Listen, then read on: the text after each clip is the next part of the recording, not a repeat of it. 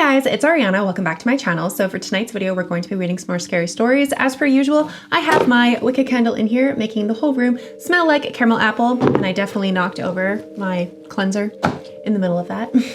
I did a quick vampy eye look today because I was feeling pinks and reds and berries, and it goes with fall, and it turned out really nice. I was thinking about doing like a spider web on the side, but I really liked the way that this turned out and I didn't want to mess it up. So I just decided to go with a vampy look instead. I did watch a TikTok today though of somebody doing a spider web and it looked really easy. And those are always so deceiving. When Halloween looks look like they're going to be easy to do, I know that they're not going to be easy. So I may play around with some Halloween looks getting closer to Halloween, probably like maybe the week before, but no promises because this is already keeping me very busy doing 31 days straight of uploads. So no promises, but I might. I also ordered all of these cute brushes off of Amazon and they are so freaking thin. And I'm so excited to maybe do some looks with these because all of my brushes that were like thin like this, I destroyed. So I couldn't really do intricate looks anymore because all of my brushes were so messed up. But with all of that rambling out of the way, we are going to be doing an update on the something is seriously wrong with my apartment story. So we have a new update. So this is the second part of this story. So if you guys haven't already watched the first part, it is linked up in the eye and it is up on my channel. It is titled, There's Something Seriously Wrong with My Apartment. So it's very easy to find, but this is part 2. So again, this is from the no sleep section. It is a fictional story and it's from the Reddit author 02321. And let's jump into it. So I'm going to be putting a trigger warning here at the beginning of this video because this is the next update of the There is Something Seriously Wrong in My Apartment, and it does mention abuse. So I just want to give you guys a trigger warning just in case you are sensitive to that and you don't want to watch this video. I haven't made any progress in getting answers. Aside from leaving for work or groceries, I can't get away from this place. I tried to trick whatever was controlling me. I pretended as if I wanted to check out the new natural food shop that opened near the airport. I'd apparently bought tickets for the first flight back to my parents' country. I jerked the wheel at the last second, but my hands turned in the other way. Instead of getting to the airport, I wrecked my car against a steel roadside barrier. It was a miracle I didn't die. Amanda picked me up from the hospital to give me a ride back to my apartment when I was released. I wanted nothing more but to beg the doctors to let me stay for one more day. The words simply wouldn't come, though. I sat in my car, listening to happily her talk the entire way. Everything she said sounded so forced. I felt trapped in some sort of play, all of us just acting our parts. I wondered if she was doing all of this against her will as well. Before the accident, she introduced me to a friend of hers who lived one floor above ours. Jasmine was the opposite of Amanda in almost every way. She was shy, with dark hair and eyes. Lately, Amanda started inviting her over more often. It was clear they both wanted me to start dating one of them. I was thankful that it was only a suggestion and I could refuse the request. I still had an ounce of choice in my actions. I took some time off work, which was brutal. I hated staying at the apartment. A sense of unease eyes followed me at every moment. My only moments of peace were at work, mostly at the bookstore that I took some part-time shifts on. The days started to mix. I found I couldn't tell anyone what I was going through. Nightmares of being in the dark, impossible basement haunted my every night. I had terrible flashes of memory being in a dark room with twisted bodies. I tore at them, enjoying the task. Every morning I woke up sick to my stomach.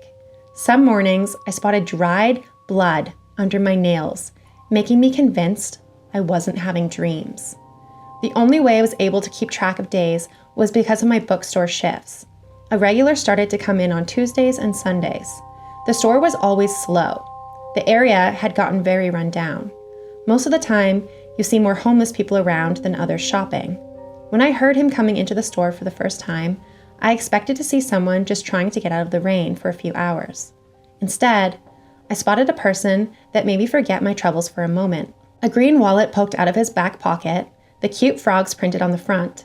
He wasted no time going to a shelf to pick out a book to carefully look over the pages.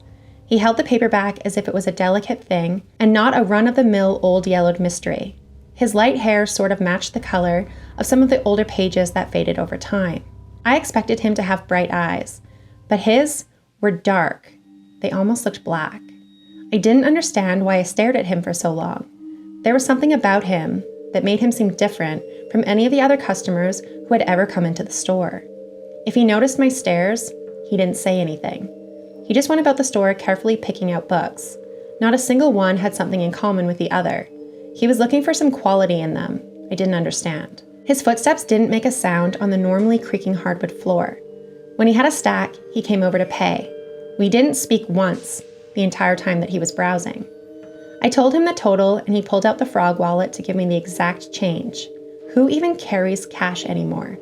I bagged up the books and for some reason called out to him before he left the store. "You should really hide your wallet better. There aren't the kindest people around here," I told him. I hated how tired I sounded. He stopped to feel where he placed his wallet. Because it was so long, it poked out from his pocket. He lifted the baggy sweater to hide the frog print from sight. "Thank you." His voice was soft, and I barely heard it from the door.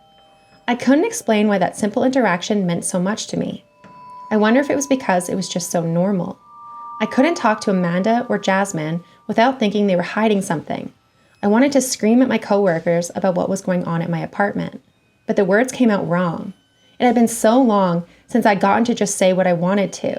I honestly thought I had a chance to get through whatever was happening if I could keep just one normal piece of my life. "I think you're working too much. Maybe you should take some time off." Those words from Norman cut through me. How long had I been staying in this building when he dropped that bomb with a smile? 2 months? 3? "I should at least keep my part-time job. I still need to pay rent," I said in a shaking voice. He gave it some thought. The same bright smile I hated came to his face when he nodded. We both knew paying rent was a lie. Not a single payment had come out of my account since I moved in. We still pretended as if everything was normal. I started to sleep more after I gave up one of my jobs. I had nothing else to do with my time besides pacing my apartment and sleeping. Sometimes I was blessed with no dreams. But when I did, I'd have nightmares, and they were more vivid than before. The one that frightened me the most was one that I'll never forget. I felt my bare feet against the cold marble floor as I went to the elevator. The long freefall towards the dark basement caught in my stomach. My legs brought me into the darkness that felt as if it went on forever. I heard noises that almost sounded human. As I walked further along, the floor became wet. The overwhelming sharp iron smell suffocated the air. A hint of candlelight showed at the end of the pitch-black room. I wanted to turn back, but my legs kept going. I honestly would rather die than see what awaited here. I stopped at the edge of the wooden stage. Deep red layers of curtain blocked the view of the back wall. 2 people stood waiting for everyone to arrive. The figures beside me, barely in the light, weren't human. At least they weren't anymore. Each body twisted into a ghoulish shape that made my skin crawl. The first figure on the stage spoke in a garbled tone. The form was nothing but hazy static. I knew the second person on the stage, though. Every part of my body screamed for her to run. Amanda stood so close to me. If I had control over myself, I knew I could have saved her. A wide, crazed smile stayed on her face as the other figure handed her a long, curved dagger. She raised the blade toward herself, the expression of pure joy never leaving. I woke up screaming before I saw the blade come down. My body was covered in sweat. I sprinted to the bathroom to purge whatever was in my stomach. My entire body refused to stop shaking. I wished that was a nightmare. Glancing down at my dirty bare feet, I knew it wasn't. The only thought was to make sure Amanda was okay. I ran next door, my fist hitting hard on the wood. To my shock, the door opened. Carefully, I took a few steps inside to find nothing. No personal items, no food in the fridge, no sign she had ever lived there. I never knew her last name. I tried to call the police to report someone missing. The same sickness came to me before I dialed the last number. Without anything else I could do, I took a shower, got dressed, and I waited silently in my room for Tuesday to come around. I needed a normal interaction with a person not connected to this building. This terrible place wouldn't let me wait in peace. A knock came to my door. I refused to answer it until I heard a female voice on the other side. "I heard you weren't feeling well. I have some food for you." Against my better judgment, I let Jasmine inside, hoping she may tell me what happened to Amanda. She went right to work, warming up some soup on the stove. "You look awful," she half joked. "What day is it?" I asked. "Monday. You should really take better care of yourself." "Have you heard from Amanda?" I pressed, too tired to run around the subject. I don't know an Amanda. Hey, how about I stay with you for a day or so, just to help you get back on your feet? Her soft voice staying chipper. I just want some answers, I begged. I was at the end of my rope. I would get on my hands and knees if she would just tell me why I couldn't leave this damn place, or what the hell was happening in the basement. She stopped cooking and turned off the stove. Within seconds, she had my hand and started to brush back my hair. You poor thing. You know, if you just accept this, it's not that bad. You can do whatever you want with whoever you want. Just embrace what your body is asking for. I jerked out of her grasp, a chill going through my body. The kind and soft Jasmine I was introduced to shifted her personality on a dime. You should go, I said, keeping my voice even. Your girlfriend isn't here anymore. Why bother holding on to your feelings for her? Like, move on already. Just bury it. I saw red before she even stopped speaking. I did something I never thought I could. I slapped her. Hard. She stumbled, almost falling to the ground. The fact I had felt some kind of positive reaction from the assault made me want to run away from myself. Instead of crying and getting upset, she laughed. Did you like that? Using more force than I wanted to, I grabbed her by the wrist to drag her out of my apartment. I know I hurt her, but she wasn't struggling. She was laughing the entire time. I slammed the door in her face, my breathing refusing to settle down. Call me, I'll come by any time. I gritted my teeth, holding back a reply. I hated this. I hated what I was becoming. I hated this apartment, and I hated being without answers. At least I learned it all happened on a Monday. Just one more day, and I could go to the bookstore for a hint of a normal life. It was raining on that Tuesday. I brought an extra umbrella just in case. The regular, who treated the books so carefully, came right in on time. His hair and shoulders were wet, showing he'd been caught in the rain. Aside from saying hello or complimenting his wallet, I hadn't really said much to him, and that was all I needed. I considered how weirded out he might feel if he knew just how much I look forward to saying one or two words with him. I watched his routine of picking out used books in such a gentle way. I still had no idea what he was looking for when it came to them. He picked out such a different a range of topics, I thought he might be getting these for something other than reading them. Oddly enough, I've never had the urge to ask him anything about himself. He paid with the exact change again. Before he walked away, I came out from behind the counter with a spare umbrella. I have two, if you need one, I offered. He looked surprised at the offer. He quietly thanked me. Our fingers touched and the strangest thing happened. The brief contact hurt. I pulled back, my hand feeling as if it was on fire. My face then turned a deep shade of red over the odd reaction. I just got a cramp, I lied, but he wasn't buying it. He pulled out the receipt to write something on the back. If you need help with anything, call me. It was the most I've heard him speak. He had some sort of accent I couldn't place. Carefully, I took the paper he offered to look over what he wrote down. Ciaran Warren, followed by a long number. I wanted to refuse his offer. I needed something normal in my life. Calling a regular customer for help wasn't normal. Anything. I promise I'll answer, he said in a stronger voice. I nodded, feeling a strange fluttering in my stomach. Someone was on my side. Someone outside of that awful apartment building, and that was the reason why I couldn't call him. Thank you. I meant these words, though. Just knowing someone offered to help was enough. He left fully expecting a call from me at some point. Deep down, I hoped he would only see each other in the bookstore. I think Norman must have sensed my good mood that day. I saw him again back in the lobby, and he stopped me, his expression breaking for half a second. You still look awful. How about leaving that part-time job of yours? The stress can't be good on you. I have some other projects you would be great with. I'll tell you tomorrow what they are. His poor acting no longer could cover up how sinister this man was. He knew I liked something about the bookstore, and he finally took it away. I was given a taste of freedom, then stripped of it. I hated him at this moment. Enough to kill me? He asked, eyes narrowed and deep voice mocking. I wanted to. There wasn't anyone else in the lobby. My hands twitched, wanting to go for his throat. For once, what he wanted me to do and what I wanted aligned.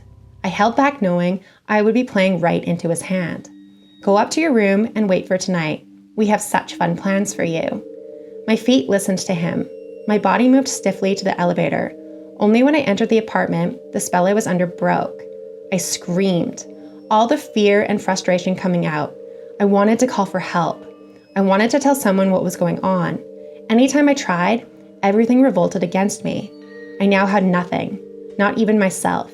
My only choice appeared to be to just wait for whatever Norman wanted to do with me. And that's how the end of the update. Oh my God, that is so fucking weird. Everything about this story is just bizarre. I don't understand how Norman is controlling him. I'm really curious what the hell Norman is and why does he go into like these trances when he's sleeping where he's dreaming about doing terrible things or seeing terrible things. And then when he wakes up, he has like blood under his fingernails or something, like something bizarre, like his feet are dirty. So clearly he's going into like weird trances when he sleeps and is doing things that's not even in his control. This is such a weird story. I am so thankful this is a fictional story, but holy crap, this author is so amazing at capturing this creepy story, and just I'm seeing everything happen in my mind and it's fucking terrifying. This apartment sounds absolutely batshit crazy. But I'm also going to put a trigger warning at the beginning of this video for mention of abuse because he did hit that girl, and this story is really scary and that situation is really scary, but you should never harm anyone.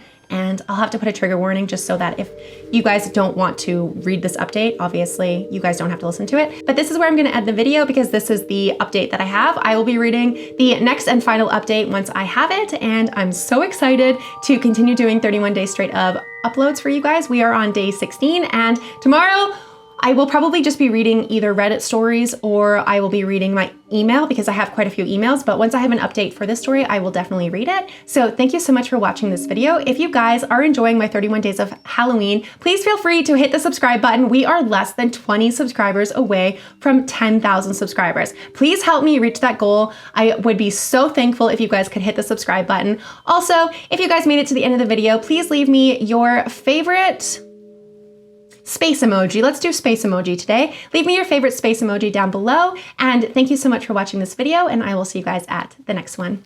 Bye.